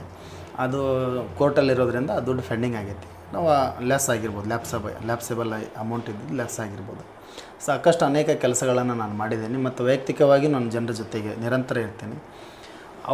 ನಾನು ಯಾವತ್ತೂ ಕೂಡ ಜನಕ್ಕೆ ಹೇಳೋದು ನಾನು ಇಷ್ಟೇ, ಮೂಲಭೂತ ಸೌಕರ್ಯಗಳಿಗೆ ಸಂಬಂಧಪಟ್ಟಿದ್ದು ಮೆಂಬರ್ನ ಕರ್ತವ್ಯ ವಾರ್ಡ್ ಒಳಗೆ ಏನಿರ್ತೈತಿ ಅದನ್ನು ಬಿಟ್ಟು ಬೇರೆ ಕೆಲಸ ಹೇಳ್ರಿ, ಅದನ್ನು ನಾನು ಮಾಡ್ತೀನಿ. ನನ್ನ ಕರ್ತವ್ಯ ಐತಿ. ಗಟ್ರ ಮಾಡೋದು, ರೋಡ್ ಮಾಡೋದು, ಲೈಟ್ ಹಾಕ್ಸೋದು, ನಿಮಗೆ ಮನೆ ಕೊಡಿಸೋದು, ಒಳ್ಳೆ ನೀರು ಕೊಡೋದು, ಒಳ್ಳೆ ಆರೋಗ್ಯಕ್ಕೆ ನಿಮ್ಗೆ ಅವಕಾಶ ಮಾಡಿಕೊಡೋದು, ಶಿಕ್ಷಣಕ್ಕೆ ನಿಮ್ಮನ್ನ ಪ್ರೇರೇಪಣೆ ಮಾಡೋದು, ಅದೆಲ್ಲ ಒಬ್ಬ ಮೆಂಬರ್ ಕೆಲಸ, ಅದು ಕರ್ತವ್ಯ ನಾನು ಮಾಡ್ತೀನಿ. ಪರ್ಸ್ನಲ್ ಏನಾರು ಇದ್ರೆ ಹೇಳ್ರಿ ಅಂತ ನಾನು ಯಾವಾಗಲೂ ಕೂಡ ಇದನ್ನೇ ಹೇಳ್ತೇನೆ. ಅವ್ರ ಮನೆ ಮಗನಾಗಿ ವೈಯಕ್ತಿಕವಾಗಿ ಅವ್ರ ಜೊತೆಗೆ ನಾನು ಸದಾಕಾಲ ನಿಂತ್ಕೊಂಡು ಅವ್ರ ಪರ್ಸ್ನಲ್ ಕೆಲಸದ ಜೊತೆಗೆ ನಾನು ಇರ್ತೇನೆ. ಸರಿ ಸರ್, ಥ್ಯಾಂಕ್ ಯು. ಕೊನೆಯದಾಗಿ ಶಿಗ್ಗಾಂವಿ, ಸೋನೂರು ಮತ್ತು ಬಂಕಾಪುರ ಇಷ್ಟೆಲ್ಲ ಕಾಂಗ್ರೆಸ್ ಪಕ್ಷದ ಬಲ, ಕಾಂಗ್ರೆಸ್ ಪಕ್ಷದ ತಾವು ಭಾಜಪಾದಲ್ಲಿ ಇದ್ದಂಥವ್ರು ರಿಟರ್ನ್ ಕಾಂಗ್ರೆಸ್ ಪಕ್ಷಕ್ಕೆ ಮತ್ತು ನಿಮ್ಮ ಕಾಂಗ್ರೆಸ್ ಪಕ್ಷಕ್ಕೆ ಬಂದು ಕಾಂಗ್ರೆಸ್ ಪಕ್ಷದಲ್ಲಿ ಇಷ್ಟೆಲ್ಲ ಕೆಲಸಗಳನ್ನು ತಾವು ಮಾಡ್ತಾಯಿದ್ರಿ. ಆದರೆ ಈ ಕ್ಷೇತ್ರ ಯಾಕೆ ಗೆಲ್ಲಲಿಕ್ಕೆ ಆಗ್ತಾ ಇಲ್ಲ ಸರ್ ನಿಮಗೆ? ಅಡ್ಜಸ್ಟ್ಮೆಂಟ್ ಅಲ್ಲ, ಅಡ್ಜಸ್ಟ್ಮೆಂಟ್ ಪಾಲಿಟಿಕ್ಸ್ಗಿಂತ ನೇರವಾಗಿ ಟಾರ್ಗೆಟ್ ಮಾಡ್ತಾ ಇದ್ದೀರಾ? ಏನು ಟಾರ್ಗೆಟ್ ಏನಿಲ್ಲ, ಅಡ್ಜಸ್ಟ್ಮೆಂಟೇ ಪಾಲಿಟಿಕ್ಸ್ ಅದು. ಅಲ್ಲ, ಲಾಸ್ಟ್ ಟೈಮ್ 14 ಜನ ಅಪ್ಲಿಕೇಶನ್ ಹಾಕಿದ್ರು. ಈ ಶಿಗ್ಗಾಂವಿ ಸವಣೂರು ವಿಧಾನಸಭಾ ಕ್ಷೇತ್ರಕ್ಕೆ ಆಸ್ಪರೆಂಟಾಗಿ 14 ಜನ ಅಪ್ಲಿಕೇಶನ್ ಹಾಕಿದ್ರು. ಒಂದು ಪೊಲೀಸ್ ರಿಪೋರ್ಟಲ್ಲೂ ಇಲ್ಲ, ಇಂಟೆಲಿಜೆನ್ಸಿ ರಿಪೋರ್ಟಲ್ಲೂ ಇಲ್ಲ, ಪಾರ್ಟಿ ರಿಪೋರ್ಟಲ್ಲೂ ಇಲ್ಲ, ಕಾರ್ಯಕರ್ತರ ಅಭಿಪ್ರಾಯದಲ್ಲೂ ಇಲ್ಲ.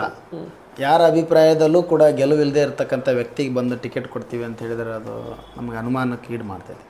ನಾವೆಲ್ಲ ಇಲ್ಲಿಗೆ ಪ್ರತಿಭಟನೆ ಮಾಡಿದ್ವಿ, ಬೆಂಗಳೂರು ತನಕನೂ ಹೋದ್ವಿ. ನಾವೆಲ್ಲ ಹೋಗಿ ಇಲ್ಲಿ ಸ್ಥಳೀಯರಿಗೆ ಟಿಕೆಟ್ ಕೊಡ್ರಿ, ಇಲ್ಲಿ ದೊಡ್ಡದವ್ರಿಗೆ ಟಿಕೆಟ್ ಕೊಡ್ರಿ ಅಂತ ಕೆಲವೊಬ್ಬರ ಹೆಸರು ಹೇಳಿದ್ವಿ. ನಾವು ವಿನಯ್ ಅಣ್ಣರಿಗೆ ಟಿಕೆಟ್ ಕೊಡ್ರಿ ಅಂತೇಳಿ ನಾವು ಭಾಳ ಪ್ರಯತ್ನ ಮಾಡಿದ್ವಿ. ಆಮೇಲೆ ಶಿವಳ್ಳವ್ರಿಗೂ ಕೇಳಿದ್ವಿ, ಸೋಮಣ್ಣವ್ರಿಗೂ ಕೇಳಿದ್ವಿ, ಅಜ್ಜಂಪುರ ಖಾದ್ರಿ ಅವ್ರಿಗೂ ಕೇಳಿದ್ವಿ, ರಾಜೇಶ್ವರಿ ಪಾಟೀಲ್ ಅವ್ರಿಗೂ ಕೇಳಿದ್ವಿ. ಸಾಕಷ್ಟು ಜನಕ್ಕೆ ಇಲ್ಲಿ ಟಿಕೆಟ್ ಕೇಳಿದ್ವಿ ನಾವು, ಸ್ಥಳೀಯರಿಗೆ ಕೊಡಲಿಲ್ಲ. ನಮಗೆ ಅನಿಸ್ತೈತಿ ಎಲ್ಲೋ ಒಂದು ಕಡೆ ಅಡ್ಜಸ್ಟ್ಮೆಂಟ್ನ ವಾಸನೆ ನಮಗೆ. ಸರಿ, ಓಕೆ. ಈ ಅಡ್ಜಸ್ಟ್ಮೆಂಟ್ ಪೊಲಿಟಿಕಲ್ ಬಗ್ಗೆ ನೆಕ್ಸ್ಟ್ ಮತ್ತೆ ಒಂದು ಸಂದರ್ಶನದಲ್ಲಿ ನಾನು ಚರ್ಚೆ ಮಾಡ್ತೇನೆ. ಈಗ ಸಂದರ್ಶನ ಅಂತ್ಯ ಮಾಡ್ತಾ ಇದ್ದೇನೆ. ಕೊನೆಯದಾಗಿ ನಿಮ್ಮ 3 ಪಟ್ಟಣದ ವಿಧಾನಸಭಾ ಕ್ಷೇತ್ರದ ಬರುವಂಥ ಪ್ರತಿ ಮತದಾರರಿಗೆ, ಈ ಲೋಕಸಭಾ ಕ್ಷೇತ್ರ ವ್ಯಾಪ್ತಿಯಲ್ಲಿ ಬರುವಂಥ ಪ್ರತಿ ಮತದಾರರಿಗೆ ನಮ್ಮ ಮಾಧ್ಯಮ ಮುಖಾಂತರದಿಂದ ನಿಮ್ಮ ಕಾಂಗ್ರೆಸ್ಸಿನ ಕುದುರಿ ಯುವಕ ವಿನೋದ್ ಅಸೋಟಿಯವರ ಪರವಾಗಿ ತಾವು ಮತದಾರರಿಗೆ ಏನು ಹೇಳಕ್ಕೆ ಇಷ್ಟಪಡ್ತಾ ಇದ್ದೀರಿ ಸರ್? ನಮ್ಮ ಮತದಾರಿಗೆ ಹೇಳೋದು ಇಷ್ಟೇ, ಸುಮಾರು ಒಂದು 20 ವರ್ಷದಿಂದ ಒಂದೇ ಮುಖ ನೋಡ್ಕೊಂಡು ಬಂದೀವಿ, ಒಂದೇ ವ್ಯಕ್ತಿಯನ್ನು ನೋಡ್ಕೊಂಡು ಬಂದೀವಿ. ಆ ಒಂದೇ ವ್ಯಕ್ತಿಯಿಂದ ಕೆಲಸವನ್ನು ನಿರೀಕ್ಷೆ ಮಾಡೋದ್ರಿಂದ ಹೊಸ ಹೊಸ ವಿಚಾರಗಳು, ಐಡಿಯಾಲಜಿಗಳು, ಆಮೇಲೆ ಇನ್ಫ್ರಾಸ್ಟ್ರಕ್ಚರ್ ಬಗ್ಗೆ ಆಗಿರ್ಬೋದು, ಬೇರೆ ಟೆಕ್ನಾಲಜಿ ಬಗ್ಗೆ ಆಗಿರ್ಬೋದು, ಅಥವಾ ಯೂತ್ಗೆ ಶಿಕ್ಷಣದ ಬಗ್ಗೆ ಮಾಹಿತಿ ಕೊಡೋದ್ರ ಬಗ್ಗೆ ಆಗಿರ್ಬೋದು, ಉದ್ಯೋಗನ ಕಲ್ಪಿಸ್ಕೊಡೋದ್ರ ಬಗ್ಗೆ ಆಗಿರ್ಬೋದು, ಆ ವ್ಯಕ್ತಿ ಇನ್ನೂ ತನಕ ಏನೂ ಮಾಡಿಲ್ಲ. ಹೊಸ ವ್ಯಕ್ತಿ ಬಂದಿದ್ದಾರೆ ವಿನೋದ್ ಅಸೋಟಿಯವರು. ಅವರೇನಾದರೂ ಪ್ರಯತ್ನ ಮಾಡ್ಬೋದು, ಒಂದು ಸಲ ಅವಕಾಶ ಮಾಡಿ ಕೊಟ್ಟು ನೋಡಿದರೆ ಒಳ್ಳೆಯದಾಗ್ತೈತೆ ಅಂತ ನನ್ನ ಅಭಿಪ್ರಾಯ ಐತಿ. ಪದೇ ಪದೇ ಒಂದೇ ವ್ಯಕ್ತಿಯನ್ನು ಆರಿಸ್ತರೋದ್ರಿಂದ, ಇನ್ನೊಂದು ವಿಶೇಷವಾಗಿ ಹೇಳ್ಬೇಕಂದ್ರೆ ಪ್ರಜಾಪ್ರಭುತ್ವದ ಹಿತದೃಷ್ಟಿಯಿಂದ ಒಬ್ಬ ವ್ಯಕ್ತಿಯನ್ನು ಒಂದಕ್ಕಿಂತ ಹೆಚ್ಚು ಬಾರಿ ಗೆಲ್ಲಿಸೋದು ಅಪಾಯಕಾರಿ. ಪ್ರಜಾಪ್ರಭುತ್ವ ದೃಷ್ಟಿಯೊಳಗೆ ಒಂದೇ ವ್ಯಕ್ತಿನ 4 ಬಾರಿ 5 ಬಾರಿ ಗೆಲ್ಲಿಸೋದು ಅದು ಹಾನಿಕಾರಕ. ಎರಡೂ ಹೌದು, ಎರಡೂ ಒಂದೇ. ಸರ್ವಾಧಿಕಾರಕ್ಕೆ ದಾರಿ ಮಾಡಿಕೊಟ್ಟಂಗೆ ಆಗ್ತೈತಿ. ಅದಕ್ಕಾಗಿ ತಾವೆಲ್ಲ ಸಿಗ್ಗಾಂವ ವಿಧಾನಸಭಾ ಕ್ಷೇತ್ರದ ಎಲ್ಲ ಜನತೆಯಲ್ಲಿ ನಾನು ವಿನಂತಿ ಮಾಡ್ತಾಯಿದ್ದೀನಿ. ಒಬ್ಬ ಹೊಸ ಯುವಕ ಬಂದಾರ, ನವ ಯುವಕರು ಬಂದಾರ. ತಮ್ಮ ಮನೆಗೆ ಅವರೆಲ್ಲ ಸೇವೆ ಮಾಡಲಿಕ್ಕೆ ಸಿದ್ಧ ಅದಾರ.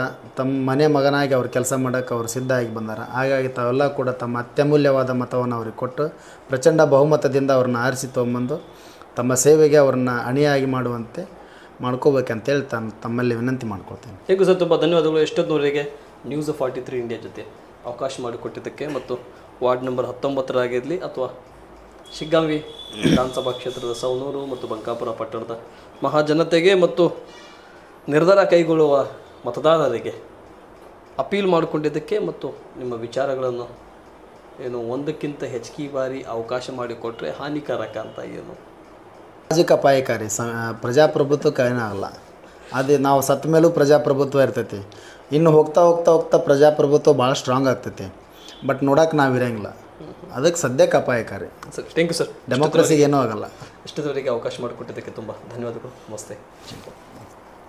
ವೀಕ್ಷಕರೇ, ಗಮನಿಸಿದಲ್ಲ, ಇಷ್ಟೊತ್ತು ಮಾತನಾಡಿರ್ತಕ್ಕಂಥ ಶಿಗ್ಗಾಂವಿ ವಿಧಾನಸಭಾ ಕ್ಷೇತ್ರದ ಧಾರವಾಡ ಲೋಕಸಭಾ ಕ್ಷೇತ್ರ ವ್ಯಾಪ್ತಿಯಲ್ಲಿ ಬರುವಂಥ ಬಂಕಾಪುರ ಪಟ್ಟಣದ ವಾರ್ಡ್ ನಂಬರ್ 19 ಸದಸ್ಯರಾಗಿರ್ತಕ್ಕಂಥ ಸ್ವತಂತ್ರ ಅಭ್ಯರ್ಥಿಯಾಗಿ ಸ್ಪರ್ಧೆ ಮಾಡಿ ವಿಜಯೋತ್ಸವ ಆಚರಣೆ ಮಾಡಿ ವಾರ್ಡ್ ನಂಬರ್ 19ರಲ್ಲಿ ಕಾಂಗ್ರೆಸ್ ಪಕ್ಷದ ಚುಕ್ಕಾಣಿಗೆ ಕೈ ಬಲಪಡಿಸಿರ್ತಕ್ಕಂಥ ಮಾನ್ಯ ಶ್ರೀ ಆಂಜನೇಯ ಭೀಮಪ್ಪ ಗುಡಿಗೆರೆಯವರ ವಿಚಾರಗಳನ್ನು, ಆದರೆ ಈ ಬಾರಿ ಚುನಾವಣೆ ಆಗೋದು ಕೆಲವೊಂದಿಷ್ಟು ವಿಷಯದ ಖಾತ್ರಿಯ ಮೇಲೆ ಮತ್ತು ಈ ಬಾರಿ ಬಹು ನಿರೀಕ್ಷಿತವಾಗಿ ಧಾರವಾಡ ಲೋಕಸಭಾ ಕ್ಷೇತ್ರ ಆಗಿರಲಿ, ದಕ್ಷಿಣ ಭಾಗದಲ್ಲಿ ಆಗಿರಲಿ, ಧಾರವಾಡ ದಕ್ಷಿಣ ಭಾಗದಲ್ಲಿ ಆಗಿರಲಿ, ಇದು ಬದಲಾವಣೆಯ ಹಾದಿಯ ಮೇಲೆ ಹೋಗುತ್ತೆ. 2004ರಲ್ಲಿ ದಕ್ಷಿಣ ಭಾಗದಲ್ಲಿ ಮಂಜುನಾಥ್ ಕುಂದೂರವರು ಸ್ಪರ್ಧೆ ಮಾಡಿದರು ಭಾರತೀಯ ಜನತಾ ಪಕ್ಷದಿಂದ. 3 ಬಾರಿ ಶಿವಕುಮಾರ್ ಉದಾಸಿಯವರು ಸ್ಪರ್ಧೆ ಮಾಡಿದರು. 4ನೇ ಬಾರಿಗೆ ಶಿವಕುಮಾರ್ ಉದಾಸಿಯವರು ಸ್ಪರ್ಧೆ ಮಾಡಬೇಕಾದ್ರೆ ಡೆವಲಪ್ಮೆಂಟ್ ಕಾರಣದಿಂದ ನಾನು ಸೋಲುತ್ತೇನೆ ಅನ್ನೋ ಕಾರಣಕ್ಕಾಗಿ ಹಿಂದೇಟು ಹಾಕಿದ್ದಾರೆ. ಅದಕ್ಕೆ ಬಸವರಾಜ ಬೊಮ್ಮಾಯಿ ಅವರಿಗೆ ಕರ್ನಾಟಕ ರಾಜ್ಯದಲ್ಲಿ ಅಧಿಕಾರ ಇಲ್ಲ ಅಂತೇಳಿ ಕೇಂದ್ರ ಅಧಿಕಾರಕ್ಕೆ ಹೋಗಿದ್ದಾರೆ ಅನ್ನುವಂಥ ವಿಚಾರಗಳನ್ನು ಮಂಡನೆ ಮಾಡ್ತಾರಂತ ಈ ಕ್ಷೇತ್ರದ ಕೆಲವೊಂದಿಷ್ಟು ಮತದಾರರ ಅಭಿಪ್ರಾಯಗಳನ್ನು. ಆದರೆ ಈ ಬಾರಿ 2 ಕ್ಷೇತ್ರದಲ್ಲಿ ಗೆಲ್ಲುವುದು ಕಾಂಗ್ರೆಸ್ ನಿಶ್ಚಿತ. ಆದರೆ ನಮ್ಮ ಅಜೆಂಡಾ ಇರೋದು ಯಾವುದೇ ಜಾತಿ ಧರ್ಮದ ಮೇಲೆ ಅಲ್ಲ, ನಾವು ಕೊಟ್ಟಿರ್ತಕ್ಕಂಥ ಭರವಸೆ ಮೇಲೆ, ನಾವು ಕೊಟ್ಟಿರ್ತಕ್ಕಂಥ ಕೊಡುಗೆಗಳ ಮೇಲೆ, ಇದ್ದಿರ್ತಕ್ಕಂಥ ಮತದಾರ ಮೇಲೆ ಸಂಪೂರ್ಣವಾಗಿ ನಂಬಿಕೆ ವಿಶ್ವಾಸ ಇಟ್ಕೊಂಡು ಹೋಗ್ತಾ ಇದ್ದೇವೆ. ಅದೇ ಮೇರೆಗೆ ನಮ್ಮ ಮತದಾರ ಸಂಪೂರ್ಣ ನಂಬಿಕೆ ಇರೋದು. ಇದಷ್ಟು ಮಾಹಿತಿ ತಿಳಿಸಿರ್ತಕ್ಕಂಥ ವಾರ್ಡ್ ನಂಬರ್ 19 ಸದಸ್ಯರ ಜೊತೆ ಮತ್ತೆ ಭೇಟಿ ಆಗ್ತೇನೆ. ಅಲ್ಲಿವರೆಗೂ ನೋಡ್ತಾರೆ ನ್ಯೂಸ್ 43 ಇಂಡಿಯಾ. ಜೈ ಹಿಂದ್.